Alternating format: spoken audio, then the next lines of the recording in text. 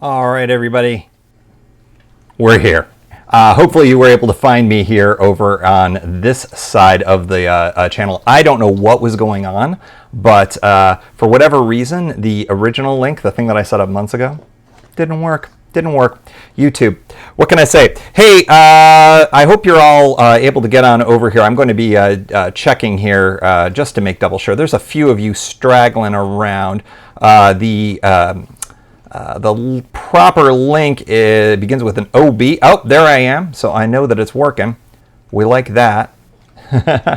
Fantastic. Let's see. I think my audio is working here, and I think my levels are a little bit high. So we'll knock those down. Thanks for sticking with me here, folks. And let's see. I'm just checking to see if anybody else is in that other room. 3 waiting. Head on here. I'm sure I'm one of those folks. I'm actually on. All right, let's see. We can go back over here. Are there any folks in this room? Again, sorry for the technical difficulties here, but we have, okay, there's more people in this room than in the other room. Hey, Brian, good to see you. And let me pop this box out. Of course, all of this great setup that I had is now all messed up. And let's see here. We'll pull that out. This, of course, will not make the podcast. Vince LaGreco, Mark Uhlman. Mark, if I'm mispronouncing your name, please tell me. I'm famously bad at pronunciations. All right, so we've got that. Well, folks, I need a beer after that. I thought I was going to have to cancel this nonsense. Okay, here we go. Today's beer is DC Brow. Does that have, sorry for my studio lights. There we go. Can I shade that? DC Brow the Public. This is a nice pale ale. It's brewed here in the District of Columbia, and it is absolutely fantastic. Greg, one of the Michigan guys, is here. Sorry, folks. I think I'm probably clipping a lot. Let's again knock down my audio levels. I'm working with a new mic. This mic, believe it or not, is not what you're hearing me through. This is the podcast mic. You're hearing me through this mic because I thought it would be a little bit better. Hopefully everybody can hear me. That would be fantastic. Again, apologies because I'm going to have to move some things around. I was originally on a different computer. That computer was not working. I thought the issue with the connection was with my computer. Folks, it was with YouTube. It was with the tube of views, but everything is good now. So my beer, we can get us started. Welcome. Welcome, everybody, to the 178th edition of the Pedalshift project. But Tim, you say, you've only gone through 176. What's up with the number 177? As I mentioned in the episode yesterday, as we sit here talking right now, we're gonna do this a little bit differently. The live show is not going to be next week's show. It's going to go in a couple of weeks. Actually, it's going to go in 3 weeks, just because of some housekeeping and things like that. I don't want to split the tour journal up because I think it does have a bit of a linear story to tell. So next week, as I mentioned on yesterday's pod, we're going to be having episode number 177. It'll be part 2 of the big tour. Then there'll be a best of, and then this show will end up being the week after that. So we got a full September going on right here. Scott, greetings from Malaysia. My goodness, Scott, you are traveling a long way through the inner tubes to be here. Thanks for joining. Really appreciate you coming here. Mark, you pronounced it perfect. Checking in from Alex, all the way. We have Malaysia on one side and all the way in Alexandria, Virginia, which is just, folks are not familiar with the district and its environs. Alexandria is just on the other side of the river from here. Mark, thank you for joining. All right. One of the things that I learned over the years is you never get a chance when you record these things to actually drink the beverages that you're making, that you're enjoying. So I have to make sure that I do that as we go along here. So, are you new to the live show? If you're new to the live show, welcome. If you're a grizzled veteran, I think this is maybe the 4th or 5th one that I've done. The way things work around here for the live shows is it's always recording, as I mentioned, a new episode of the Pedalshift project, and it's going to be number 178. We're going to be talking about, demoing some things. We're going to be demoing some cold soaking. We're going to be demoing how I make oats and how I successfully, spoiler alert, was able to turn good coffee into cold brew coffee while I was touring with the aid of the magical peanut butter jar. So we're going to be talking about that, and I'll be demoing an actual use of cold soaking techniques and my cold brewing techniques that worked out really, really well. So that will be the show for tonight. Of course, we're also going to do a segment, an Ask Me Anything segment. If you've been around the show for a while, I got to get in front of this mic, I keep forgetting. If you've been around the show for any amount of time, the Ask Me Anything segments are not unlike how Reddit does them. It's just that it's not on Reddit, it's on the podcast here. So what it is I've got a whole bunch of, pardon me while I fix these mics, I've got a whole bunch of questions that came in through email. If you have a question that you would like to ask, you can do it right here in the chat box. I will have it scrolling along. I'm not necessarily going to be monitoring it a ton as we start, but I'll be checking in from time to time, and you can ask questions for the Ask Me Anything segment there. Of course, you can also email it to me at pedalshift@pedalshift.net, and I will make sure that I have some access to my email somehow, some way. I will add it by doing this. Again, everything was so messed up when I got started. All right, I'm going to assume that's my Pedalshift email. That is my Pedalshift email. Fantastic. Thank you for sticking along with me here. This is a fun process. I always enjoy doing these live shows, but they can be a little bit, they're different, needless to say, than doing them while I'm all here in my lonesome recording away. I tend to do these shows when my girlfriend is traveling. She is in Paris right now, and I think sound asleep. Yeah, 3:17. If she is awake watching this, she should go to bed. She just flew there yesterday. She's there for the long Labor Day weekend and then a little bit more. So I am with the dogs. And if anybody has been to prior live shows, you know that my dogs, at least two of them, are a little bit, they kind of fight each other. So I gave one of them his sort of sleeping aid, and so he is conked out over here. He's the troublemaker, and the other dog's on the other side. So I think no pug fights will occur on this program. So that will be a fantastic. I pronounce program when I'm doing podcasts. I don't know why. I think it's funny. So let's see here. People have said where you're from. If there's other folks in the room, please feel free to chime in and let me know where you're from. Of course, I'm here in the District of Columbia, the capital of the United States. And if you are from elsewhere, please chime in. I thought I would talk a little bit about in the pre-show how we go about doing this. Needless to say, there's a lot of edits that happen for the show. They don't all end up in the podcast, like, say, this entire part. But you will be you're going to be getting to see how the sausage is made, basically. Before we get started on all of that, I thought I would give a little bit of an update for you live show folks. In the packing episode, number 175, I was talking about how I was missing my fan. I couldn't find it. Well, I couldn't find it. I didn't end up having it, and it was kind of a disaster. It was so hot for this tour. So I ended up buying a new one, and I got this guy right here. And the thing that I love about this one is that it is a USB charged. Where is the thing? Surely there is a place for the actual USB charging. It's somewhere on here, because I did charge it. But in any event, this is USB chargeable. And I just heard the fans kick in here, so for audio purposes, we're going to just knock up the temperature with my fancy schmancy internet-connected device there. So I got this fan, and I'm really excited about it. And then literally today, as I was pulling out microphones for this show, I found the old fan. It was in exactly where I left it before, in an obvious storage place that I should have found, and I didn't get it. So if you were sitting there going, Tim, find your fan.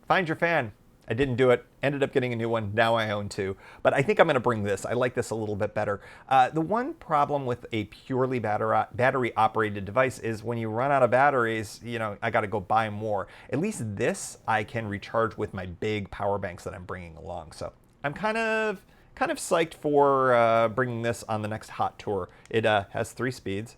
Maybe you'll be able to hear. There's 1. There's 3. That's for when it's hot, like it was before. So, fan. I'm not sure if people would make fun of me for bringing such a thing on a tour. It's so hot around here. I mean, folks from the region can probably, Mark from Alexandria, you understand what's been going on lately. It can be hot around here, and camping in that heat, sometimes you need a little bit of a help to get to sleep, and that was something that would be really nice for me if I had actually had it on my tour. I didn't. You've heard about it at least in one part, and you heard me searching all around this place for that damn fan for episode 175. But anyways, a little bit of closure for folks here on the live show for all that. Got some new folks joining us. Brian, who you said hello, you're in Plano, Texas. Brian, why did I did not know you were a Tejas guy. Tom F. in Godfrey, Illinois, and Brad Hipwell in Cleveland, Ohio. You know, I'm having I'm missing Ohio. I ran into. My girlfriend had some business consultants in from not far from Dayton, and I wish I could remember the name of the town that they're in, but in any event, not far from Dayton. And so we were talking up Ohio, and I was talking all about the adventure of the trail and everything like that. I do need to get back there. I think I would like to do that as well. Vince LaGreco is in Valley Forge, PA. I believe we have mentioned that in another episode, another live show. Crayberry, I believe you are new to me, and if not, I apologize for not remembering. Close to Riley's Lock. Fantastic. Fan-diddly-tastic. So that was my fan situation. We've already talked about my beer situation. This is provided from listeners like you.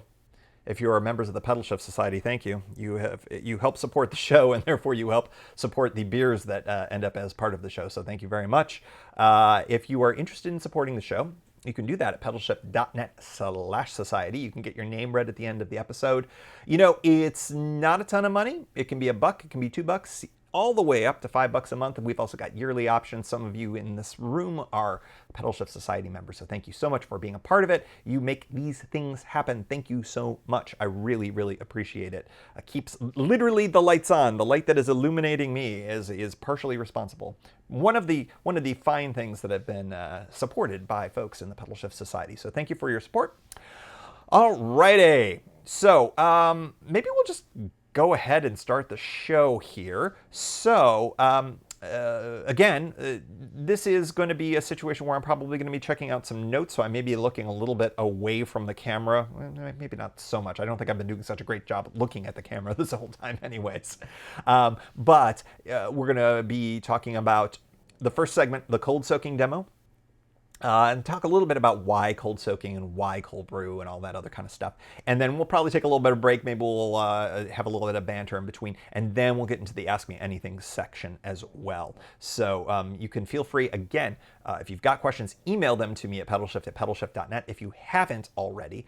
If you've got questions, bike touring, rando questions. I mean, I've answered weird questions, as many of you know. Let's say I've answered the Star Trek, Star Wars question. I think I answered a Rolling Stones, Beatles question, and I'm sure that there are others, so those are just the ones that stick out. I think I have all bike touring questions so far in the hopper, so if you've got a weird one, let me know. I am here to serve. All right. Crayberry's been listening to the pod for a while. Daily C&O commuter. That is fantastic. C&O was really, really nice. I enjoy it, and it giveth and it taketh away. It is a jealous trail. All right, folks, so here's how it is. I will do a little bit of room noise. What that is, this is a little podcast trick, right? So whenever you're in a room, this little microphone picks up everything. Dog snores, room noise, static, the refrigerator over the whole thing. So what I do is I do a little bit of a pause, and then I can take that, and I've got a fancy little gizmo in post editing that allows me to scrub all of that noise away. So that's what makes the listening enjoyment all the much better. So I think that was an actual English sentence. I've had some beers. I've had a beer. I have not. This is my first beer of the evening, because I would be terrible on multiple beers doing a podcast. Trust me. You probably heard it before. All right, so we're going to take a little bit of a pause, and then we are going to jump right in. We got Bike Southwest PA. Greetings from Pittsburgh. Of course, Bike Southwest PA. Of course you're in the Berg. Love the Berg. All right, we're going to do a little bit of a pause, do the room noise, and then we're going to do the intro and jump right in. Thank you all for joining. Really appreciate you showing up. Off we go.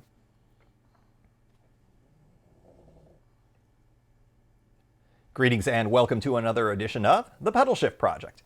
The Pedalshift Project is a series of conversations, thoughts, and experiments around the bike touring lifestyle. From tips and tricks to ideas on how to ride your ride. Let's shrink the world by bike. Show notes and more are at Pedalshift. I never screw that up, and I just did. We'll take a little pause. See, when I screw up, when I do these things, you take a little bit of a pause, and then it shows up in the waveform, and so that's where I know how to edit. See, tricks. You never have to hear this.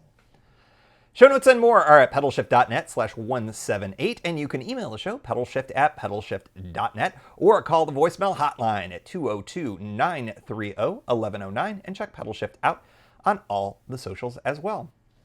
Hello, everybody on YouTube. Hello, everybody on the podcast. We are live, baby, live here in the District of Columbia, and this is the 178th edition of the Pedalshift Project. I am Tim Mooney. Thank you all for joining. This is end of summer edition. As I sit here recording this, this is the Friday of Labor Day weekend. And in the United States and in any other country that has Labor Day, it's kind of the unofficial end of summer. So this is the sort of let's celebrate summer, let's celebrate the beginning of fall podcast here. On this episode, we are going to be doing some things to usher in the fall. We're going to be talking a little bit about cold brewing and cold soaking. Those were two things that I did on the most recent tour that you have heard about, and they both were really, really successful, and I've talked to them about them a little bit on the show before, but I thought this would be a good opportunity in the live show environment to do a bit of a demo. So if you are listening to the podcast, I think that I'm going to be able to explain this well enough so that you sort of understand, you can follow along and see what's going on visually, audibly, non-visual medium. But if you would like to go to YouTube, go to the Pedalshift YouTube channel and check all of this out. It's not like I'm adding a ton of visuals to all of this. I'm basically just going to be holding up things and the camera with the thrilling mic technique being shown right now so that you can see levels and how much I put in and whatnot. The one thing that I'll mention about all of this is that it's very much not a science. It's a little bit more of an art. So your tastes, your desires may vary. And so we're just going to talk a little bit about that as part of all this. Second segment of the show, we're going to be doing an Ask Me Anything. And we've got a whole load of questions that are lined up and folks in the chat box as well. And we got questions. We got bike touring questions, and hopefully I have answers. At least I do for the ones that I have so far. Maybe someone can throw a stumper at me. So let's kick it all off with the lab. Another thing, folks in the chat room, folks in the YouTube, I don't do all of the sounds here for this show, so that'll go in post, which also gives me another opportunity to have a beer and say hello. Oh, hey, Noah, how are you? Noah, you're in the Chicago area, if I recall correctly. All right. So the lab is the section of the show where we do experimental things, and there is nothing more experimental than trying out new ways to prepare food and drink while you are on tour. I did two things on this most recent tour. One that I've tried before, but I feel like I've gotten to get a little bit better at, and the other thing was brand new and sort of just occurred to me maybe within a week or so of going out on this tour, and it worked out spectacularly. So the first thing we're going to talk about is cold soaking. Cold soaking is something that has, well, let me back up. Cold soaking is essentially a no stove option for preparing food or, in the instance of coffee, beverages. It is a great opportunity to leave the stove at home if it fits the things that you want to do, basically. Things that need to steep or rehydrate, you can do it in cold water. It just takes more time. I mean, that's the whole point. If you've got a box of mac and cheese and you're making it, you could throw that macaroni in cold water and let it sit overnight, but most of us don't have the time to sit there and wait for mac and cheese to sort of slowly rehydrate. So we boil it. Sometimes things like pastas, especially heavier pastas, benefit a lot from a more rapid rehydration. Actually just letting them sit in cold water, the texture may not be as good, the flavor may not be as good. Sometimes it works for some foods and not others, and that's where the whole concept of the lab comes in. You want to experiment a lot with it. The good news is that so many people, especially backpackers, have been doing this for years, and they tested this out in a variety of different ways, and that way you don't have to really reinvent the wheel too much. The one thing that I never ran into was cold brewing coffee while you're out on the trail. Now, it might be that somebody did it and put it up on YouTube or wherever, and I just didn't see it. But I thought, hey, I'd like to give it a shot. And I'll talk about that in a few minutes. I think that the reason why I wanted to go towards the cold brew for coffee, and it's kind of a similar technique as cold soaking. You're basically putting cold water over the grounds, just like you would put cold water over oats or ramen or things like that. Is that you can sometimes get a slightly better flavor out of certain things. I think in the sense of coffee, I make it all summer long. I do it in a big mason jar. I'm going to reach over here for you YouTube folks. I'll put it into a mason jar, put it in grounds, fill it up with water, and that's basically how I do it, except I do it in the refrigerator. What I wasn't sure was whether or not that would translate real well to the trail. We'll get to that in a second. What I did know that would translate really well to the trail was making oats. For those of you who were around for the show back in, the spring, you'll know that I did some cold soaking on that tour as well, the big tour through Ohio, basically from DC all the way to Cincinnati. And for that, I use steel cut oats. I tend to like steel cut oats at home when I'm cooking them on the stove. So I thought, why not try that for cold soaking? Did it work? Yeah, a little bit. I thought it was good, but they were really, really chewy. In fact, a little bit too chewy. So I, for this trip, decided to go with the more traditional cold soaking method, which is using rolled oats. And, this is just a big old bag from Trader Joe's, kind of my grocery store of choice. What is the key here? The key is a lightweight sealable container. And so what I'm holding up for folks who are not viewing this is a used, washed out peanut butter jar. It's plastic, so it's super, super light. It's got a screw on top, which you can hopefully hear me screwing on, and you can screw that on really, really tight. That means that I can put whatever I want in this and water, and it's not going to leak out.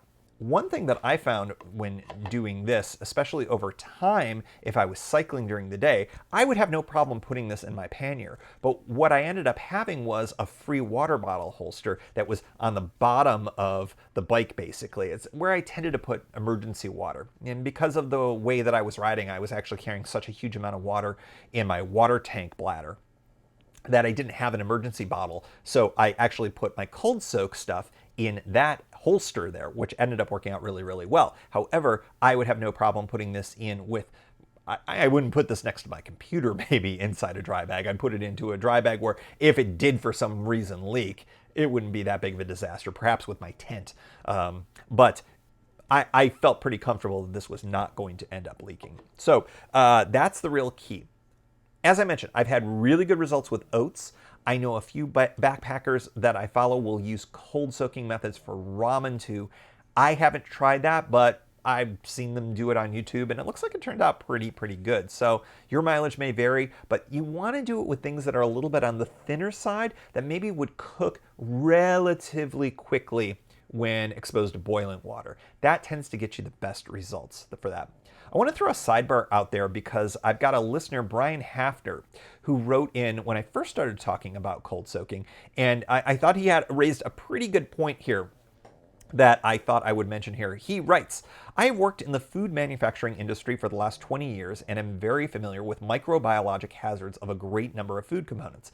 The Food Safety Modernization Act of 2011, see, he's a pro, man, has done a great deal to make our food safer than ever, but it does allow microbial hazards to be managed by the end user. That means that you want to cook with heat. If your food package says the product requires cooking, I'd cook it. Otherwise, you're tempting fate and could end up with the squirts or worse.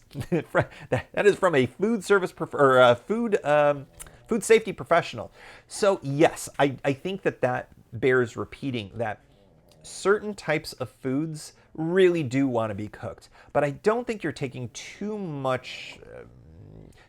You're not taking too much of a risk for doing things like oats or things like that actually you could eat raw, perhaps, and it wouldn't be a big deal. Ramen noodles. I know lots of backpackers will just crunch on those things.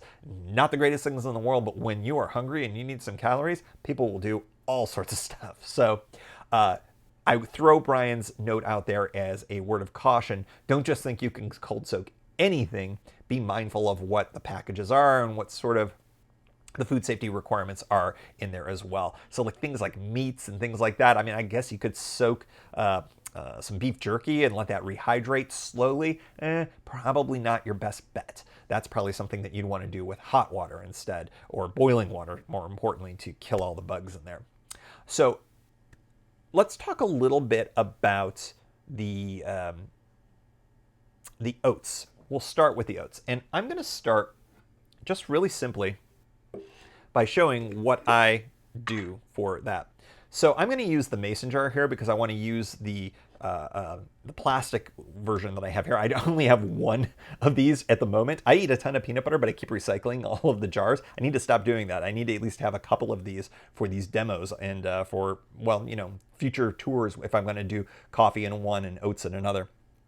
I would sometimes go back and forth on this tour, so I would have coffee one day and oats on another, and I ended up going with coffee much more, as you'll see in a second. It works out really, really well. So we'll use this glass jar. Can you use glass? Sure, I suppose. It's heavier, it can break. I don't think it's a really great idea. So when it comes to the oat situation, measure out how much you think you're going to want. And one thing that I would say is consider doing this at home first. I know I did that for the coffee, and just to find out, you want to test the amounts, you want to test how strong it is in the terms of the coffee. For the oats, like how much are you going to actually eat in a day or in a morning? Because the one thing is that you probably want to eat these pretty quickly. So for this, you know, this is about maybe a half a cup. I'm holding this up to the camera here. And, you know, that doesn't look like a lot, but remember when that rehydrates, that's going to be a lot more. I don't like eating a ton of oats. Some people may consider filling this jar halfway up. That's fine. Your mileage may vary. A lot of folks will add things at this point. I would recommend that you go with just the oats and just anything that needs to be rehydrated at this stage. We're talking the night before, or even talking 24 hours before. It's not too bad to do it the morning that you're eating the breakfast from the prior day. Make your breakfast for the next day. And for oats, that's probably about the max time, because they really don't need that much time to rehydrate. But the rule that I have come to with all of this is that you want to give this enough water so that it fully covers it, and then maybe up to a knuckle more. Now, I'm not going to be sticking my fingers in this to show you that much, but I think you can kind of understand that it's just to basically cover it up and leave a little bit of space there. So I've got some water here, and give that a little bit of a swirl. And folks who are in the YouTube video area, or who are here in the live show, you can see it's about a knuckle's worth above it. Give it a bit of a swirl, and then give that a seal. Really, that's about it. That's all you have to do. Now you just want to set it and forget it. And the beauty of this is, if it gets jostled a little bit, it gets stirred up a little bit, it's not a big deal. As time goes on, that actually is probably pretty good because it agitates things up a little bit, and that's helpful for the process. I know a lot of folks who cold soak will throw in dried fruits and nuts and things like that, and they'll do that the night before, so they wake up and it's all like that. One thing that I would say is that if you're going to be doing this on tour and you're not going to have any refrigeration, you're not going to have an ice pack on you or something like that, which is frankly most of you, I don't recommend throwing nuts or seeds or dried fruit or raisins or anything like that at this stage. That is much better off the next morning as an add-in. So what happens is that when you throw nuts in there, they'll soak up water too, and so they lose that crunchiness. The dried fruit will start to rehydrate as well. Sometimes that can be good, sometimes that can be bad. For me, I like that real chewiness to a dried fruit. So I add it all in at the end. You could add some powdered milk to that if you'd like. If you'd like some dairy milk, you want to make it a little bit creamier, you can do that. Or any other thing, maybe some spices perhaps, maybe even a pinch of salt. That would all be fine at this stage, but I would recommend doing the add-ons the next morning. Next morning you wake up, you unseal this. Every once in a while, this will not fully, not all the water will be pulled into the oats. That's fine. What I found is that I would kind of open the jar up a little bit and then sort of maybe filter out the extra water or give it a real good shake. You know, how much moisture you want in there is sort of up to you. You don't want it to be soupy, of course, but at the same time, you don't want it to be kind of bone dry because it's still going to be moist from pulling in all that water, but your preferences will determine how much water you want to pull out of it at the very end if there's some excess. Again, this is also another opportunity for you to make sure that you're practicing, know how much water to oats before you go, and maybe you'll nail it every time. What I found is when I was out in the field, because it was warmer and because it wasn't being kept in a fridge or on a countertop when it's 71 degrees, but rather outside when it was 80 degrees, 90 degrees, even up to 100 degrees, things behaved differently on the trail. So remember that your mileage may vary, as I often say. So that's basically how you make your breakfast with cold soaking. And frankly, you can even see already, folks who are in the live stream, you can actually see that this is already starting to rehydrate. You get a little bit of a creamy texture when all is said and done with rolled oats.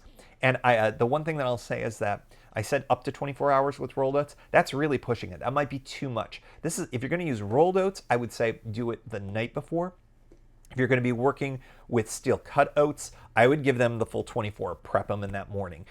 They're still going to be very chewy, but if you really like a good chew to your oats and like steel cut oats as they are, that's something that you can do as well. So the rolled oats, I think they're fantastic. They turn out really, really good. I threw in some nuts. You can throw in some dried coconut, some cinnamon, anything like that. Really good way to get your morning started. I did it really simply. I didn't care for anything extra, and I didn't want to carry any cinnamon or anything like that. I basically did the rolled oats, and I brought whole bananas with me. And then in the morning, I would just slice them up, throw them in, and then eat that right up. And it was fantastic. Really good start to the day.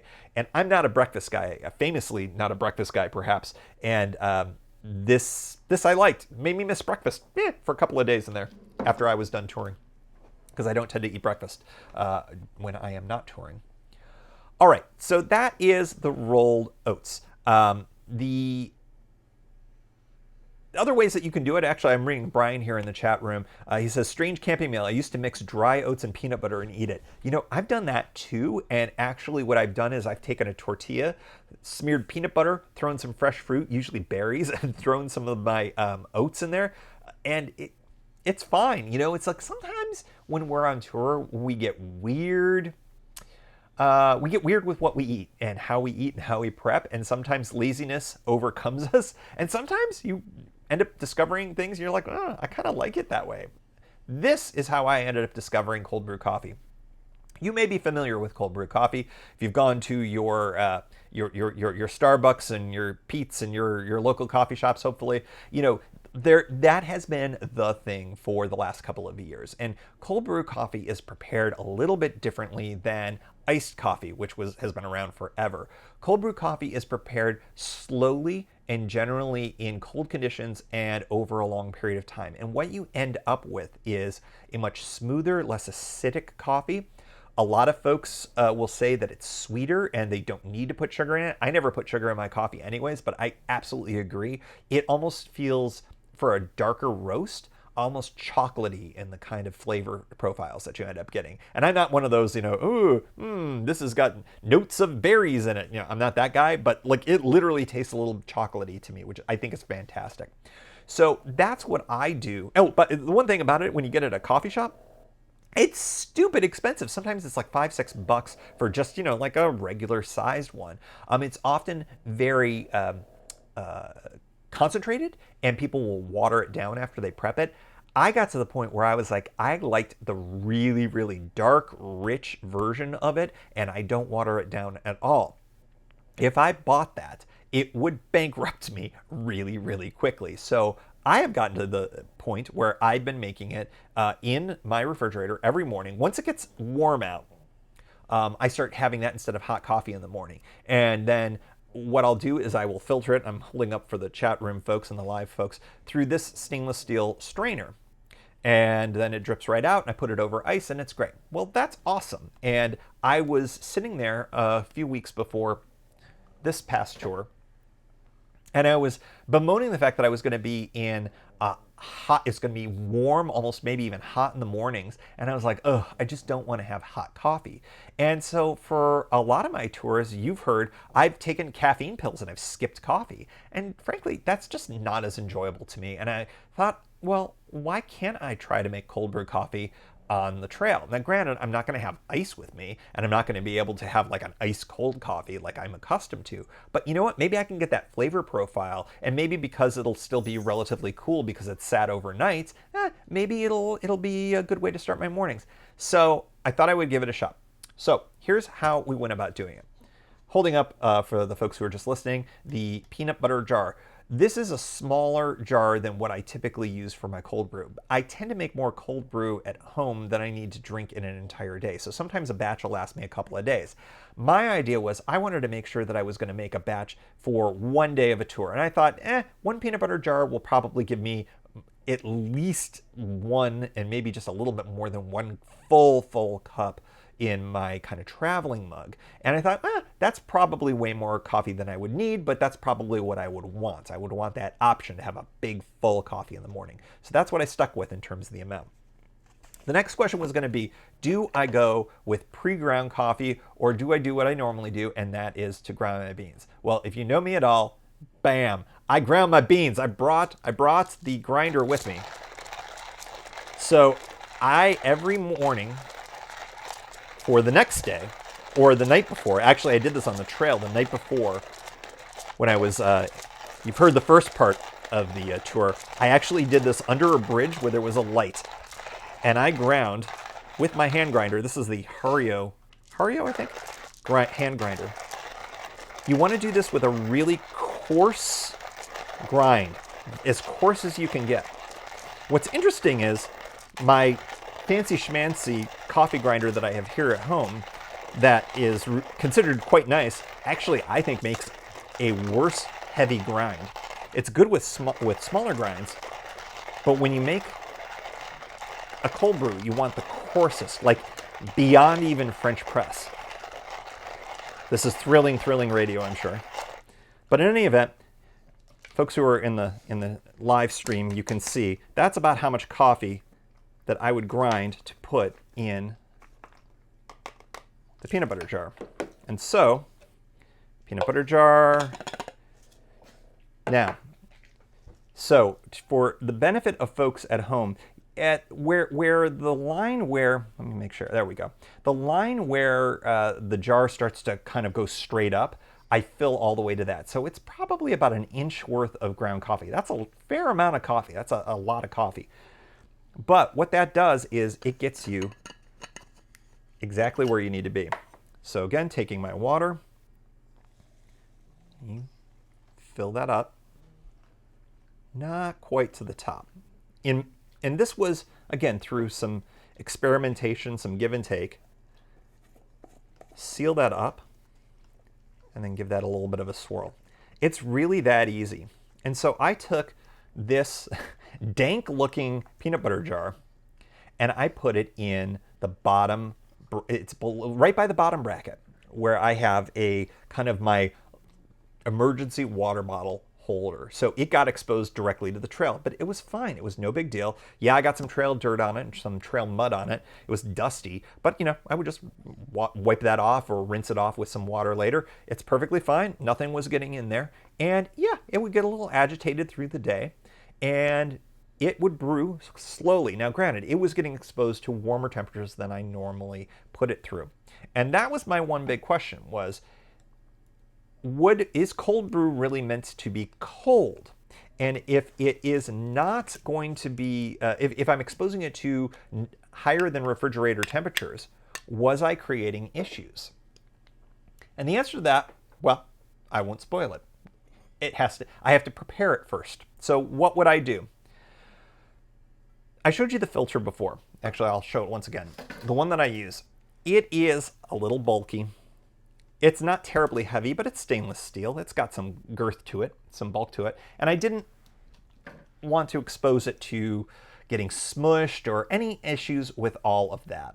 So what I decided to do instead was get a different type of filter.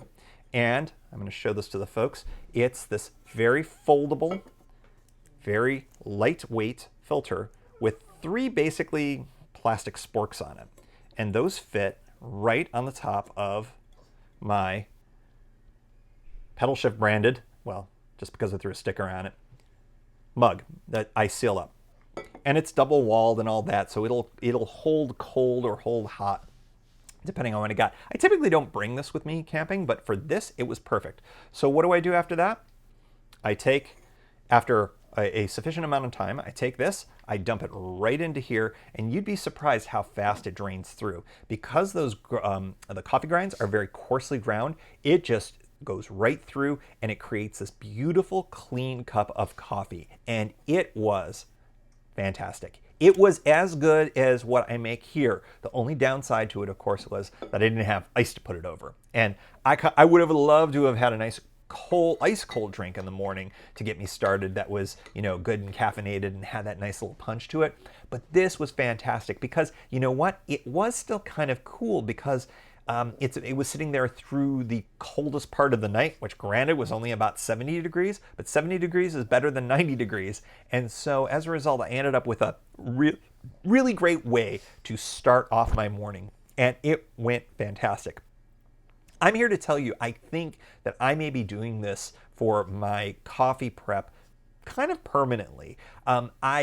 For years, when I would bring a stove, I would often use the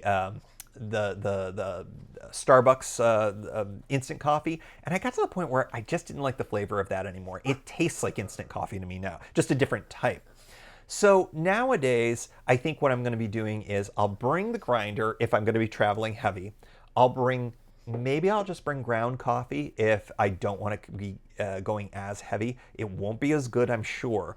But if I can grind fresh beans and then bring this little contraption that I'm showing here, basically this really, not flimsy, rather well built, but very, very lightweight filter, that takes care of everything. Super easy to clean. I just knocked it into my little garbage bag that I carry with me all the time. Was able to get the grounds, was able to dispose of them properly. Don't just throw those out. That doesn't follow leave no trace principles. Live show, so you got the dog. There we go. He wanted to go on the other side. I think what he wants to do is he wants to attack the other dog, but you know. Anyways, live show, hi. So that was basically how my cold brew experiment went. It worked really well. I will definitely do it again. I would even consider doing it for saving some time in the mornings. Because what you could do is you could do the cold brew and you could actually just heat that up. If you did bring a stove and it was a colder night, a colder morning, and you wanted something hot, you could easily just give that a little bit of a reheat, or even just add hot water to it, like boiling water to that, and then that would do really well. Now, of course, if you're below freezing, all bets are off. You want to kind of boil water and do this all the traditional way anyways. But if it's a fall kind of a trip or a early spring kind of a trip, that might be another option for you as well, especially if you prefer the flavor of cold brew. And I'm starting to get to the point where that's kind of where I'm at. So anyways, I thought that would be helpful to show rather than just tell. So again, if you were listening to this only, go to the YouTube channel and you can at least see some of the work that I did here to demonstrate it. And you can also hear the dog going crazy as we close out the segment of the lab on cold soaking and cold brew. Okay, well, I'm going to take a sip of beer. I'm also going to lean over and see who's visible, because I have the funniest of feelings that Mookie is visible. Yes, Mookie is visible. That is why. And I can tell that the little one is ready for a scrap. He usually is at this period of time. But we are not done with our show. We are going to do the Ask Me Anything section. So again, I've got a bunch of questions here from listeners like you. And if you would like to throw in yours, please put it into the chat box here. I'm going to check email. Nobody has emailed tonight, so that's good. So yeah, if you're in the room and you've got a question that's bike touring related, or maybe even not, throw it into the chat box and I will be happily answering it for you. Let's see, I'm going to take one more sip. Thank you, everybody. Was that helpful? I'm just curious. Throw some thoughts in the chat box here, what you thought about that. Clearly, I'm going to be having oats tomorrow morning. Well, maybe tomorrow afternoon because I typically don't eat breakfast, so maybe I'll have this to start my day. And then I just realized I made a batch of cold brew coffee here. I've got another batch that'll be done in the refrigerator. I have a lot of coffee to drink over the next, basically the weekend, so that's all good. All right. I am going to take another sip of beer, and then what we'll do is we'll take a quick pause, and then we'll get into the Ask Me Anything segment of the show. Brian. Oh, Brian, I will definitely ask you. I will answer that question for you. Perhaps I will even throw that first, because I have a good answer to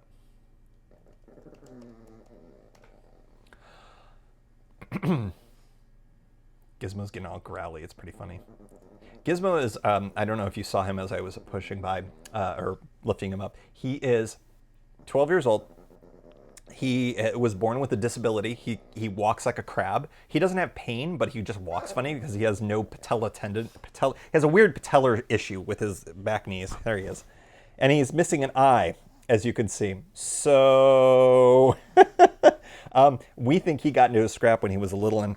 But he is a sweet dog, except he and Mookie get into big scraps. First live show I ever did, I actually had an on-air fight. That's why I think I'm going to move him over here so he can't see Mookie. Bellstar, of course, Belle of the Ball, Queen of England, etc. Let's see here. And before I get into that, let's see. Greg, Greg, I will absolutely answer that question. You bet. Greg, 44. That's all I have to do. Zeppaluckle. Am I pronouncing that right? Yeah, I showed up late. Where did I get the filter? I got this filter from Amazon. Just Google backpacking coffee filter. And I've seen other backpackers use this. This is the GSI something. GSI something. It's way too small, and the light, despite the fact that I'm getting blasted with light right here, it's not enough for me to see the really small font there. And Vince, I will answer that question as well. In fact, I will answer all of the chat box people first because you guys are here. All right. Don't be shy. Throw them in the chat box. I'll get to you as well. All right. Next up on the show is the Ask Me Anything segment. And this is all about bicycle touring and things related to this show. So we're going to get cracking right here. The first question that we have is from Vince LaGreco. And he asks, have you ever considered using Patreon for the Pedalshift Society? Vince, I actually have, when I first came up with the Pedalshift Society, which is not a new idea by any stretch of the imagination, just the name, I considered doing Patreon. But Patreon, the one thing that I don't care for it as much, and no disrespect to the Patreon folks, they need to make a dime on this as well, is that they take a deeper cut than how I set things up. They basically route it through the same stuff. They route it through PayPal or through Stripe like I do, except they take a little bit of a cut. So I thought I would cut out the middle person and end up making it all work out better. So that's why I don't use Patreon. I would consider using Patreon if there was a compelling reason to, but as of the moment, I don't think there is, but convince me otherwise, shoot me an email. If you think I should use Patreon instead, please let me know. I would be curious because I am handy with the coding, and that's why I was able to roll my own with what I did there. Although, except it didn't work for a little while in there, as longtime Pedalshift Society folks might remember. Brian Bechtal in the chat box asks, any prior BMX or mountain biking experience? Excellent question. So, hit the way back clock to the mid-1980s. Yes, I am that old. I was coming back from a stint overseas with my family, and it was the height of BMX time in Western New York in the mid-1980s. This was like the later 1980s, like 80, let's say 86, 87. And that was the bike that I sort of coveted, but I ended up only having like one of those kind of classic 10-speed bikes, and I never really got into the BMX experience, although I was super interested in it. And that sort of passed me by, and I was a 10-speed kid for basically my teenage years. But that did it, the experience of that, and you know, watching my friends on the dirt trails beneath the power lines. Yeah, we were weird. There were dirt trails in the cutouts by where the power lines went through the neighborhoods and stuff. I don't know why we thought we were badasses for biking there. And anyways, so that got me interested in what eventually became my mountain biking phase. When I was in Oregon in the dream of the 90s, as I call it, I had a suspension and I had a non-suspension mountain bike. And I really, really enjoyed mountain biking. I did not go on very technical trails. I did do some single track, but not anything really, really demanding. So I would never put my experience up against somebody who's like a real mountain biker by any stretch of the imagination. But that's the kind of biking that I did while I was out west during that time period, which is really interesting because the whole thing about bicycle touring, the elements were all there when I was younger, but it never really came about until about 10 years ago or so. And then, well, as you have all experienced, I've sort of just barfed it all out on the internet for you here. So yeah, I really enjoyed mountain biking, but I haven't done it in a while. I haven't been on a modern mountain bike. And it's something that I think I want to do at some point. But, when you have a limited amount of time for your bikey adventures, I'm sort of like, I really like this one thing. If I do something else, it's going to take away from that because that's time I could be spent doing bike touring.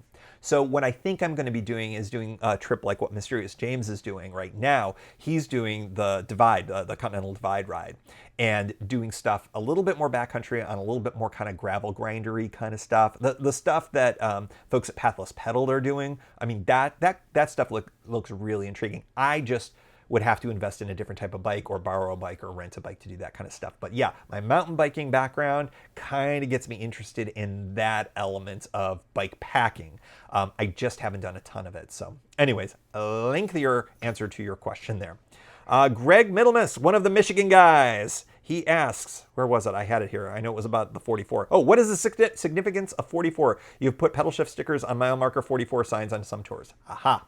So this goes to the why orange question as well. So I went to Syracuse University for undergrad, and it's not like I had a great college experience. I just sort of enjoyed I enjoyed it, and I grew up nearby Syracuse, and so I'm into the whole Syracuse football, Syracuse basketball thing. Okay, so if you're into Syracuse athletics, number 44 is a very, very important number. It was the number that was passed out to the big-time running backs of Syracuse University football lore. So Jim Brown had it, Ernie Davis had it, all sorts of these are names that if you're into the sports ball, you're like, oh, I know that guy. If you're not, you're like, Ernie who? Is that the guy with Bert? No. Anyway, so 44 is a really important number in Syracuse football legends. It's given also to basketball players of note. Strangely enough, the lacrosse players don't get 44. I think they get 22. I don't know why they did it that way because it's half of 44. I don't know. Anyways, 44 is a big deal. So, people often pick round numbers to do things on for bike tours or whatever. And I thought, I want to be a little bit different. So that's why whenever I do a little Easter egg, I'll do it at mile marker 44s. And I try to do it in a way that's not like dickish or anything like that. I don't slap it on the front of the sign. The only time I've slapped a sticker on the front of the sign, which kind of goes against, I think I got kind of pilloried a little bit on Twitter recently about slapping a sticker on the tunnel outside of Arch Cape Tunnel. It was like, oh yeah, Mr. Leave No Trace, I think was the idea there, which kind of funny and kind of touche. But I think there's a difference between camping Leave No Trace and slapping a sticker when there's 100 other stickers on that sign. Anyways, I put that in the wheel of the bicycle because it just made a lot of sense. Anyways, so that's the whole idea about why 44, why orange. It's because I really like Syracuse. It's my thing. Live show, folks, you can hear, of course, the cat is going crazy. One of my dogs is going crazy because he hates the cat. This is how it works in my household. You've got the cat gets on Mookie's nerves, so Mookie barks. When Mookie barks, that sets off Gizmo. When Gizmo gets set off, Bellstar will just jump in and bite whoever's there. It's pretty funny. Anyways, that's 44. Thanks, Greg, for that question there. Next one from email. I'm not a camper, but willing to try. I worry about getting a comfortable night's rest. What are some things I should get to give me the best chance at a full night's sleep? I think that's a great question. Let me throw a few things that have helped me out in terms of getting a good night's sleep. I think the first thing is to understand that camping, I never get a great night's sleep. Sometimes I do, but it's unusual that I get a great night's sleep. but I can do things to help make it be better than tossing and turning all night. The first thing that I would say is you want to make sure that you're comfortable from a temperature perspective. So make sure that you're bringing the right sleeping bag. Sometimes that may be a really, really light sleeping bag when it's the teeth of summer. Sometimes that may be a 0-degree bag, a mummy bag, and a hat and all that other stuff. So just be prepared for the temperatures that you've got. The second thing I would say is get a good sleeping pad. Used to be back in the day, I would use those Thermarest self-inflatable ones, but they're really bulky, and frankly, I've found that over time they would get leaks and stuff like that, and that just never really worked out really well for me from a bike camping perspective. So I started getting into the true inflatables, and those have worked out really, really well. I've been really happy with REI. I know Big Agnes makes a good one. Find the one that you like and go with it. They're fantastic. They are like sleeping on an air mattress, and that can make a big difference for comfort. A lot of folks like the closed cell foam. If you can sleep on that, awesome, go for it. They're easier. You don't have to worry about getting leaks, but I like having that little air mattressy thing. It works out best for me. And also when it's cold out, it really is insulating to have that layer of air, that big pocket of air between you and the ground. Very, very important. Last but not least, I would say, a gentle listener who wrote this in, I would say earplugs. Earplugs I don't love all the time, but they can be very handy out on trail. Sometimes, you're out there and you hear the crack of a deer walking by or something like that, and you're a little bit more on alert because you're in a tent. Or sometimes there's cicadas going off until 3 in the morning and it's just super loud. Or you've got trains nearby. You know what? Earplugs, they're not perfect, but they do a really, really nice job of it. So I would say those 3 things would be really helpful to give you a good chance at a full night's sleep. A pillow would be one other thing that I would throw in there. I bring an inflatable pillow along, and that helps a lot. Some folks just throw stuff in a stuff sack, like clothes and things like that, and that's good enough for them. The inflatable pillow has been much better for me. So let's see. Question from the chat room. Rod Schultz from State College, PA. See, we used to be big rivals with Penn State back when I was at Syracuse, and then Penn State just wiped the floor with us all the time. So my freshman year was just a disaster. Anyways, Rod asks, when I tour the Gapco next spring or summer, should I look at May or June, or does it matter? Great question. I would say go with the time that makes the most sense for you. I don't think there's usually much difference between May or June, although I will say if you don't like cool weather, then you are far more likely to get warm weather in June than you will in May. You might also get hot weather in June. You sometimes can get hot weather in May, especially down here as you get more towards DC. But I would say this year when I did my spring tour, I was expecting it to be warm, and it actually was chilly to cold for the entire length of my trip. Now, I went all the way into Ohio, which was colder than Pennsylvania was for the Gap. You won't be doing that, but you're going to be at elevation for a little bit. So I would say if you care about the temperature a little bit and you want a little bit of a warmer ride, then I would say go June. From a rain perspective, some would say that June is less wet than May. I think it's a crapshoot. I think that it's about the same. Take a look at sort of when you're looking, because it may make a difference if it's, say, early May versus late May, or early June or late June, or whatever you're kind of focusing on. Take a look at the historic rainfall.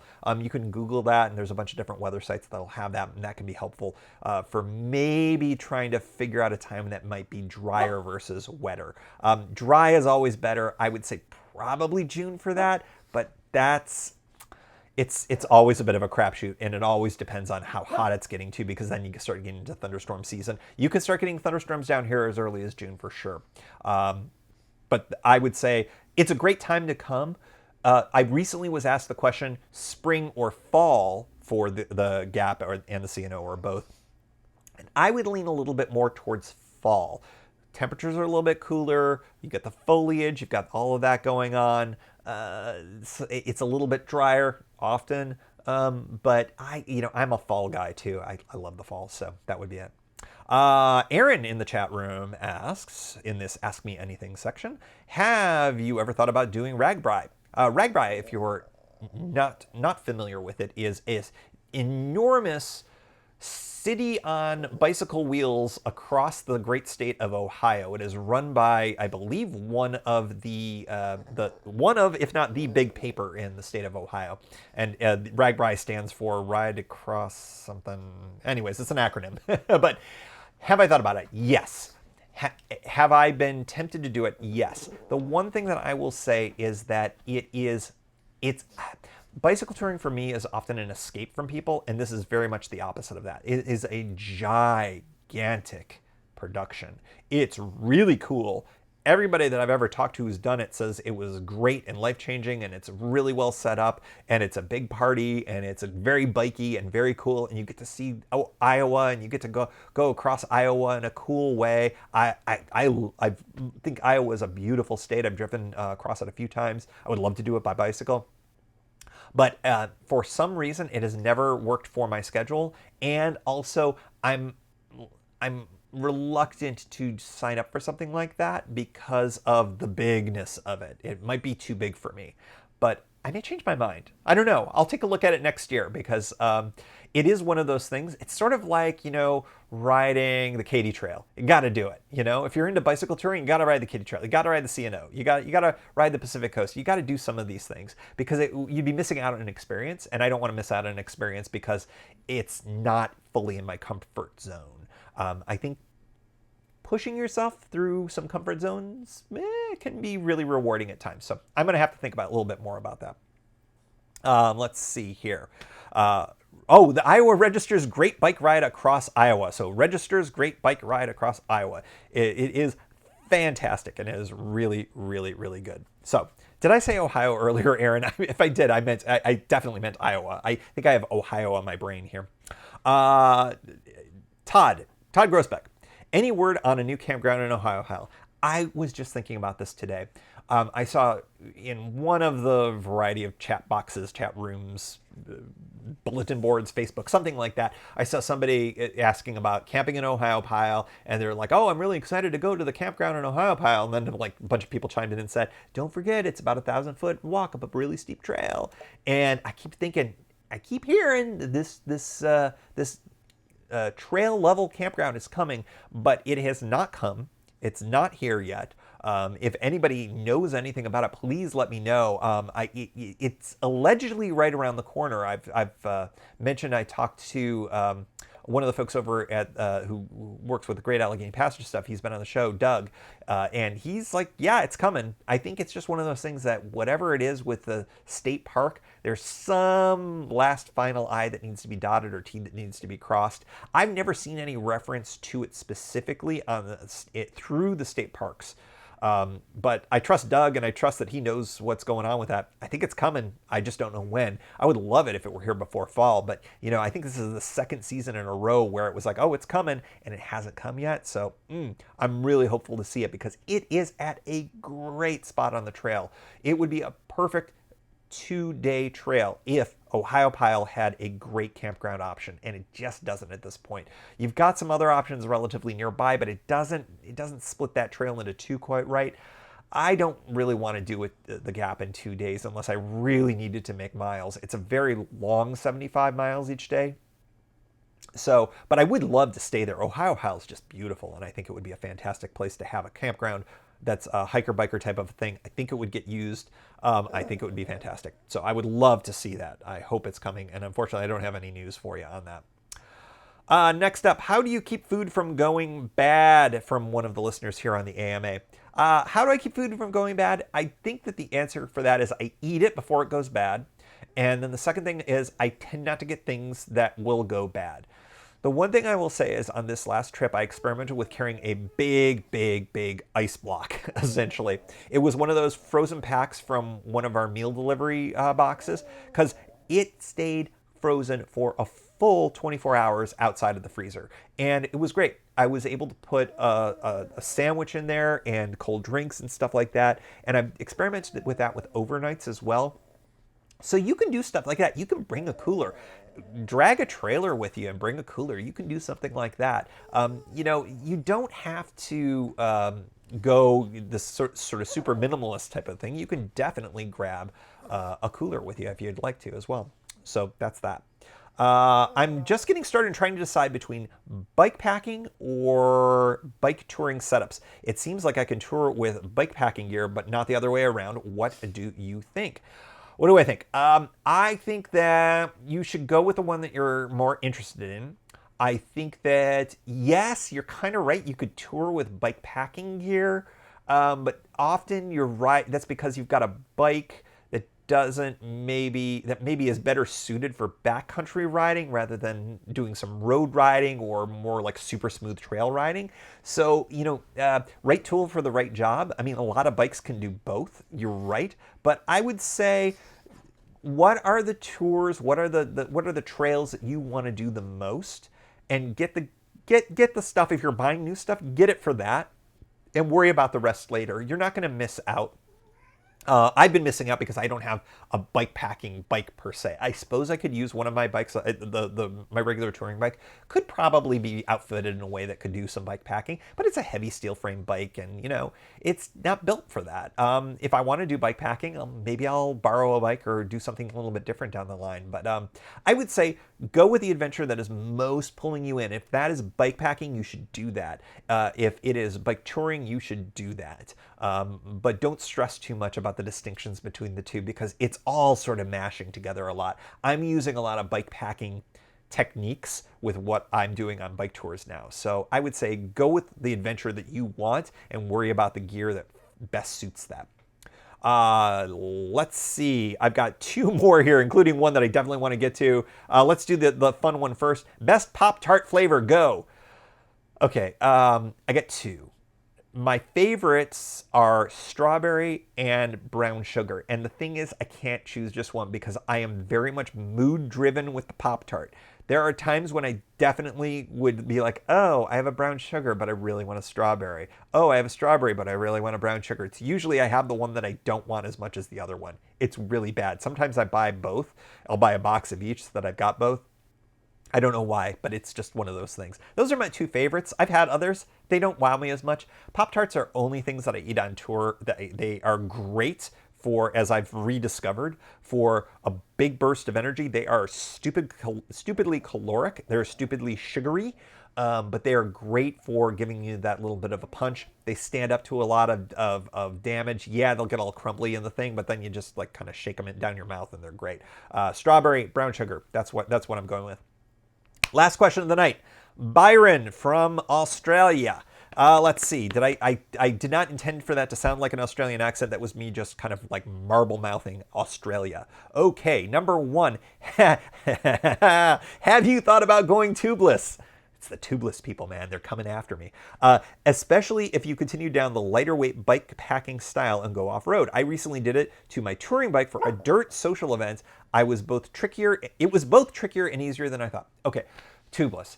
I am at this point not ready to join the tubeless cult, although I am super excited about tubeless people being into tubeless because yes, I see all of the cool benefits of it. For me in the here and now, it's sort of like that thing that tubes are working just fine for me. I ride on Schwalbe marathons. I tend to never get punctures in them at all, ever. It's very rare that I get flats with them. So, except when the tires fail, but that's a longer story, and it's usually the sidewalls. And anyways, Schwalbe Marathon Pluses, I don't get flats in them, and they are indestructible. And so I haven't felt the pull of tubeless so much. None of the advantages to tubeless apply to me because it basically all works out for me, and it's fine. I may try it just because, again, there's no reason for me not to. It's a bit of a hassle. If I gotta get the tires and I gotta have the special wheels and all that. Anyways, for now, no, but I am tubeless curious, if only because I know so many people are into it and I want to be able to talk about it a little bit more not authoritatively, but like with experience rather than just I don't know, guys. All right, number 2, Byron asks, have you played around with anything new trail cooking-wise? I've dehydrated my own vegetables from a frozen packet, and am looking to see if you could use beef jerky in a meal too. We kind of covered that a little bit tonight. I would say cold soaking has been the thing that I've been trying the most. I do still dehydrate. Kale chips are awesome. They're a great snack, and you can get some great greens, like good, deep, dark, leafy greens like your doctor tells you to eat. Those are really, really good. Beef jerky in a meal, dude, go for it. If you're eating meat, it's a good way to do it. I have gone more towards veg in recent years or so, but there's all sorts of great veg jerkies out there as well that I want to experiment with, and maybe even see if I can figure out if I can use my dehydrator for something like that. I don't have anything against making the beef jerky or any other kind of jerky. I may even make some for myself for down the road because I'm not fully vegetarian, but may try that out. But I think that I used to bring, when I made, boy, this is early Pedalshift. This might be even before the pod. I used to not have a dehydrator, and I made beef jerky in my toaster oven. I have a whole Google or search in the little search box in the upper right of pedalshift.net and just put a dehydrator or jerky or something like that, and you can find how to make it in a toaster oven. It was a weird time, man. I was experimenting with all sorts of stuff. The lab was truly the lab back then. All right, folks, with my dog hacking in the background, I think that is it for the AMA section. That is also it for the show. Thank you for joining. And for folks on the podcast, I've got one more section left for you, and you know what it is. Slight pause so that I can throw that in, folks. Let's see. I did get an email, but it was one of my CNO alerts, so it is not there. All right, everybody. Thanks so much for joining today. This reminder is not going to be next week's show. It's going to be middle of September or something like that. I don't even have my calendar in front of me. So next week is going to be part 2 of the CNO adventure. The week after that is going to be the best of, featuring friend of the show, Guthrie Straw. That's a really, really good one. I absolutely encourage you all to check that out as well. And let's see, and then the week after that will be the live show. So thanks so much for joining. I really appreciate it. I hope you learned a little bit of something here. Cold soaking is awesome. Thanks for asking all your questions. I really appreciate it. I always learn when I'm talking with you all as well. So thank you for being a part of the show. And we will see you next week for part 2 of Tour Journals Volume 16. Take care, everyone. That was the awkward part on the show where I have to stop streaming. Oh, it's right here.